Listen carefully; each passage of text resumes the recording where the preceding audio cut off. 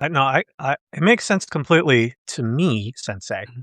But what, Yes. but there's also what seems to be a natural question and response, which is apart from being able to do the historical comparisons to older polling data, might it not be argued that looking at Trump's approval rating among voters is more important than among all Americans, simply because the broader adult population is not necessarily all going to vote? Yeah, you could argue that to me. My response is that presidents are supposed to represent all Americans regardless of whether or not they vote. And so it's just kind of a difference in opinion of what this is useful for. Our adjustment in translating the polls to an election forecast happens in the election forecasting model. I don't want to do that and mess with the polls themselves. I don't want to use someone else's guess at who a likely voter is when I'm talking about how Americans feel about the president. But it's just maybe it's just a difference in incentives here. I'm sure the Vote Hub people, they're not here, right? So let's not we're not casting dispersions. That's just the